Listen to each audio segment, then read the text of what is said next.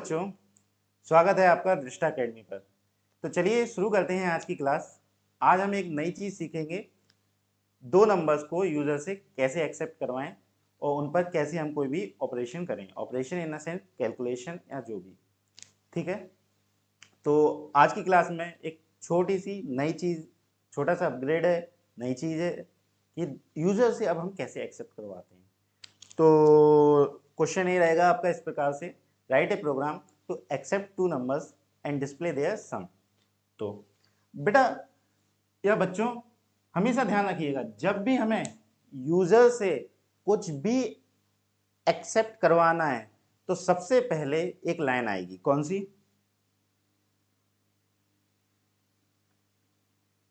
Import dot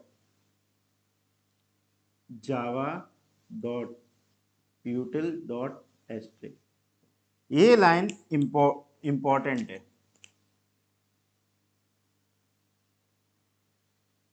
क्यों? जब भी हमें यूजर से कुछ एक्सेप्ट करवाना है टर्मिनल विंडो के थ्रू, मतलब क्या है, आपके सामने जब टर्मिनल विंडो प्रोग्राम रन हो रहा होगा, टर्मिनल विंडो दिखेगी और उस पर वैल्यू मांगेगा कंप्यूटर, एंटर नंबर। तो जब आप नंबर दोगे, नंबर की वैल्यू एंटर करोगे, उसके बाद ही प्रोग्राम आगे बढ़ेगा। यानी उस प्रोग्राम पे जो भी कैलकुलेशन होगी वो इस नंबर पर डिपेंडेंट होगी, और नंबर दोगे उसके बाद प्रोग्राम आगे बढ़ेगा। तो यूजर से एक्सेप्ट डायरेक्ट नहीं करता है, उसके पहले हमें प्रोग्रामिंग में ये लाइन देनी पड़ती है, ठीक है। इसका मतलब क्या होता है? इंपोर्ट। इंपोर्ट का मतलब कोई चीज़ अपने प्रोग्राम में, इंपोर्ट का मतलब कोई चीज़ लेना, जैसे इंपोर्ट एक्सपोर्ट होता है वैसे ही यहाँ पे भी हम अपने प्रोग्राम में कुछ इंपोर्ट कर रहे हैं। जावा, यानी जावा एक पैकेज है, पैकेज में से कोई पर्टिकुलर चीज़ इंपोर्ट करेंगे।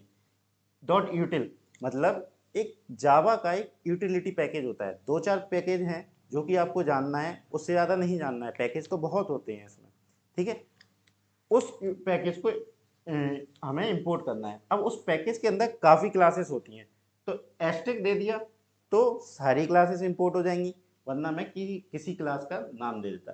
बट हमें क्लास 9th 10th लेवल पे इतना नहीं जानना होता है। हमें सिर्फ इतना जानना होता है कि जब भी यूजर से टर्मिनल विंडो के थ्रू हमें कुछ एक्सेप्ट करवाना है तो import dot Java dot util dot asterisk देंगे। हाँ, अगर ज़्यादा जानना है तो क्लास 9th 10th की जावा प्रोग्रामिंग सीख लें, उसके बाद फर्दर क्लासेस लेंगे, एक्स्ट्रा क्लासेस, उसमें हम आपको बता देंगे, ठीक है। तो यूटिलिटी जो पैकेज है जावा का, उसकी सारी क्लासेस इंपोर्ट हो जाएंगी, ठीक है। तो हमने ये क्यों कहा? क्यों? क्योंकि हमें आगे अपनी प्रोग्रामिंग में स्कैनर क्लास की ज़रूरत पड़ती है, स्कैनर, ठीक है। तो ये क्लास यूटिलिटी पैकेज में है, जावा के यूटिलिटी पैकेज में। पहले 5-7 साल पहले 2013-14 के आसपास आईसीएससी में स्कैनर ना होके इनपुट स्ट्रीम रीडर हुआ करता था,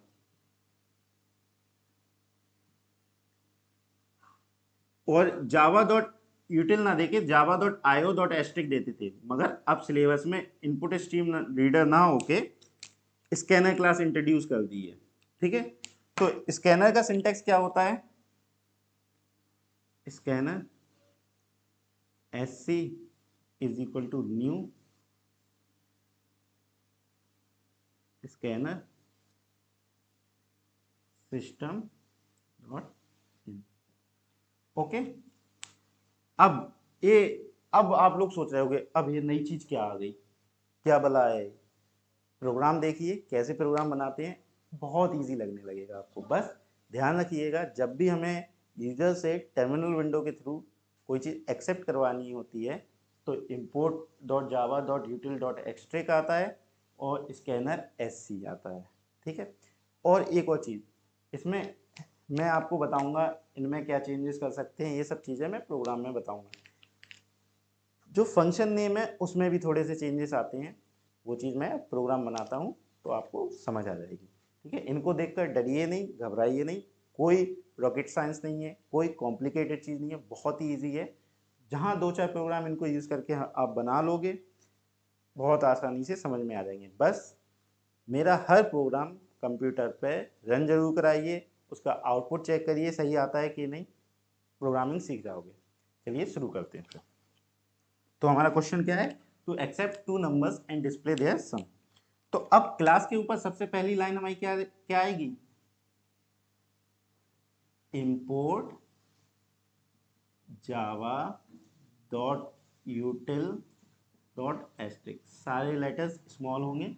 आपको इधर मेरी स्क्रीन पर दिख भी रहा होगा कि टाइप करने पर कैसा होगा। ओके बेटा, ठीक है। फिर क्या आएगा, क्लास।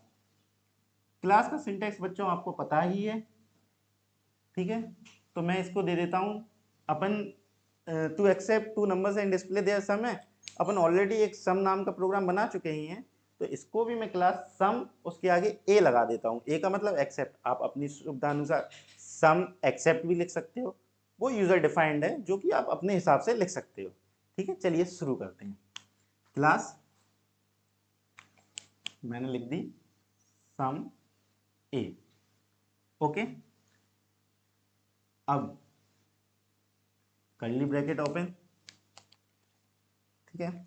अब बेटा हम लोग क्या लिखते थे, वॉइड मेन लिखते थे।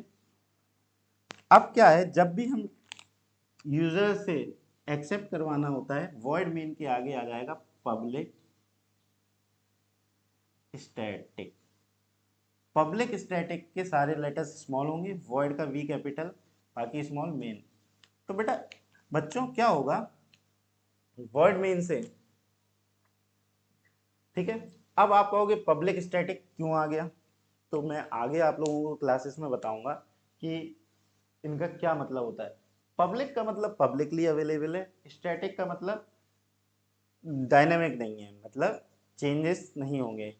क्या होगा, जब चेंजेस तो हम कर सकते हैं, तो आप कहोगे चेंजेस नहीं होंगे, तभी मैं कह रहा हूँ इसको अलग से थ्योरी में मैं आपको एक बार बताऊंगा।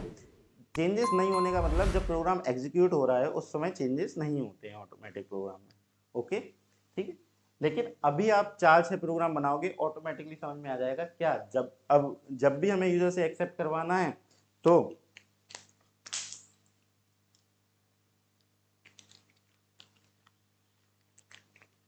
ये वाली लाइन आएगी, import java dot util dot asterisk, okay बच्चों। और क्या आएगा, पब्लिक स्टैटिक वॉइड मेन, ये इंपॉर्टेंट है, पब्लिक स्टैटिक वॉइड मेन। हम लोग पहले क्या लिखते थे, वॉइड मेन लिखते थे।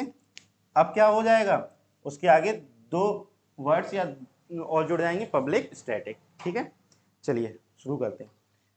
अब आती है स्कैनर, इंपॉर्टेंट। तो इसके आगे लाइन आएगी स्कैनर, स्कैनर का एस कैपिटल, एस सी, ये यूजर डिफाइंड है। ये क्या है बच्चों, यूजर डिफाइंड। बस it should not contain special character and it should not begin with a number. Special characters मतलब जैसे डॉलर, एस्ट्रिक, ये सब स्पेशल कैरेक्टर्स होते हैं, ठीक है। इज इक्वल टू न्यू का एन स्मॉल, सारे लेटर स्मॉल, स्कैनर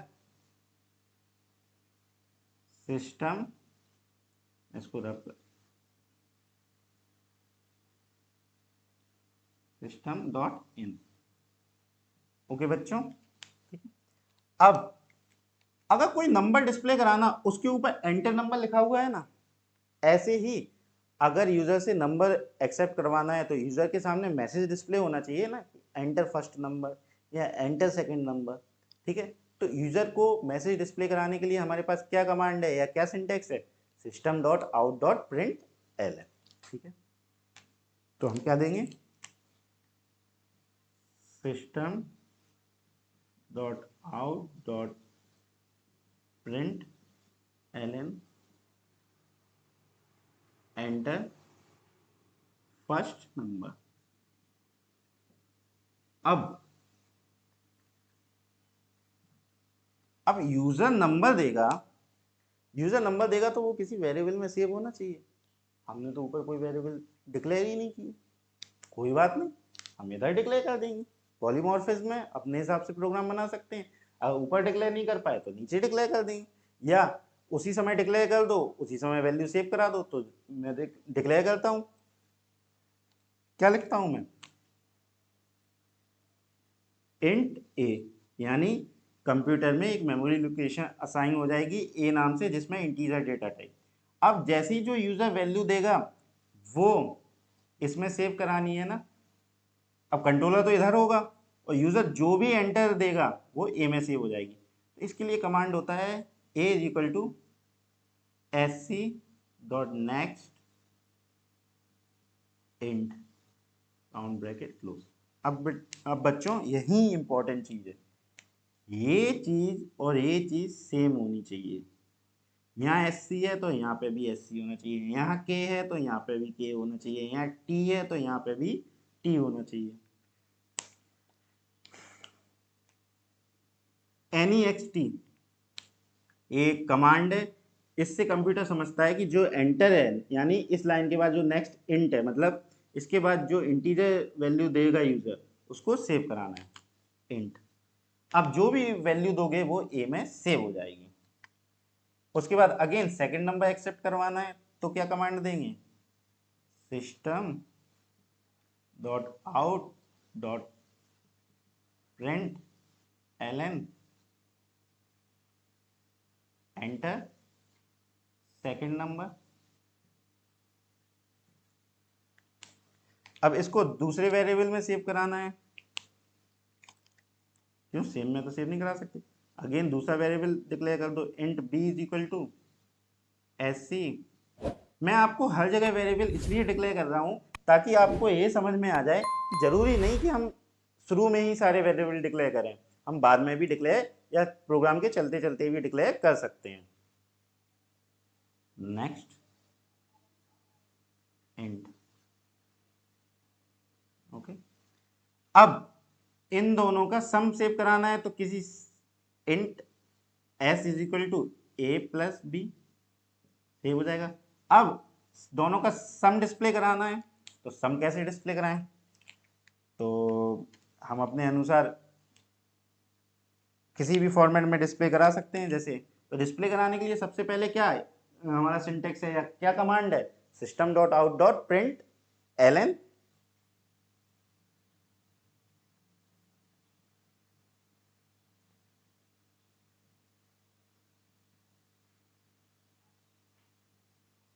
ठीक है।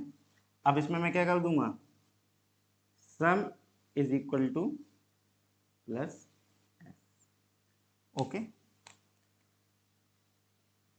Function close class close.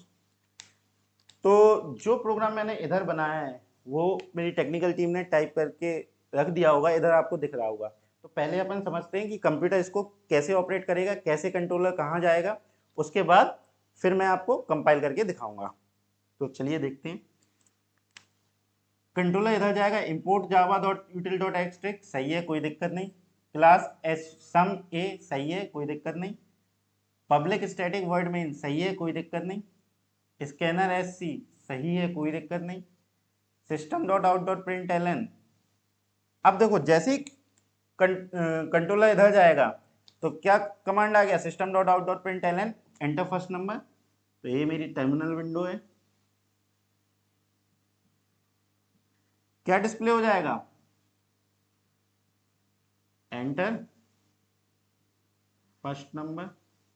अब उसके बाद यहीं पर यहाँ एक छोटी सी ब्लू सी स्क्रीन होगी, वो चलती रहेगी और प्रोग्राम या कंट्रोलर वेट करेगा। कब तक वेट करेगा, जब तक आप कोई नंबर एंटर नहीं कर देते हैं तब तक वो वेट करेगा, थोड़ी देर पॉज रहेगा।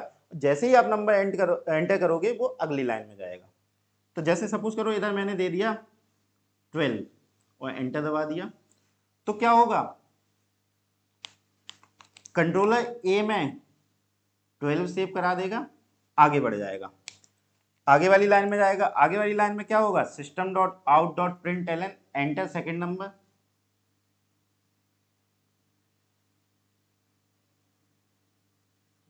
ओके, जैसे ए डिस्प्ले हो जाएगा और फिर वेट करेगा बी, क्योंकि बी में भी तो यूजर नंबर देगा। तो सपोज करो यूजर ने दे दिया कितना 15, तो बी में क्या सेव हो जाएगा 15। फिर कंट्रोलर आगे जाएगा, कंट्रोलर अब क्या करेगा, एक ऑपरेशन परफॉर्म करेगा, क्या, एस में क्या सेव हो जाएगा, ए और बी, एस की वैल्यू कितनी हो जाएगी 12 + 15 27। फिर कंट्रोलर आगे जाएगा, अब अगेन डिस्प्ले का कमांड आ गया, system.out.println sum is equal to, और एस की वैल्यू कितनी है 27 डिस्प्ले हो जाएगा, और इस प्रकार से आपका प्रोग्राम कंप्लीट होता है। ठीक है, तो आप लोगों ने देख लिया होगा कि कंट्रोलर कैसे वर्किंग करता है, सिंपल प्रोग्राम है। नई चीज क्या सीखी हमने, एक्सेप्ट कराने के लिए इंपोर्ट java.util.string आएगा, इंपोर्ट के बाद क्लास आएगी, क्लास के बाद और क्या सीखा हमने कि फंक्शन के आगे पब्लिक स्टैटिक जोड़ना जरूरी है, उसके बाद स्कैनर एससी, ये चीजें सीखी हैं। 4 से 5 प्रोग्राम आप लोग बना लोगे तो ऑटोमेटिकली आपको समझ आ जाएगा कि इनका क्या यूज है, डरना नहीं है, घबराना नहीं है। तो चलिए देखते हैं हम कंप्यूटर में अब क्या है। देखिए अब मेरी टेक्निकल टीम ने टाइप किया है तो काफ़ी टाइपिंग एरर भी होंगे, तो मैंने कंपाइल किया। देखिए यहाँ दिखा रहा है एरर्स 3। ओके, तो देखते हैं पहली लाइन में, देखते हैं पहला एरर कहाँ है।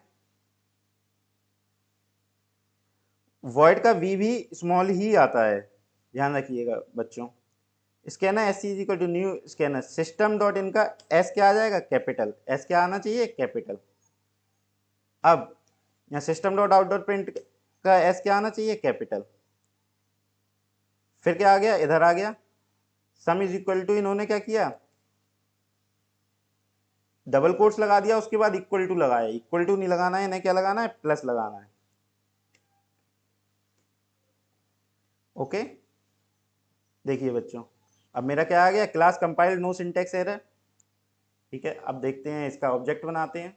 अब जब भी हमें प्रोग्राम रन कराना है तो डायरेक्ट इस पर क्लिक करके, वर्ड मेन फंक्शन था ना, उस पर क्लिक कर दें तो हमारा डायरेक्ट प्रोग्राम रन करने लगेगा। अब इसके बाद देखिए ये टर्मिनल विंडो है हमारी, टर्मिनल विंडो दिख रही होगी आप लोगों को। ठीक है, तो टर्मिनल विंडो पे क्या आ रहा है, एंटर फर्स्ट नंबर।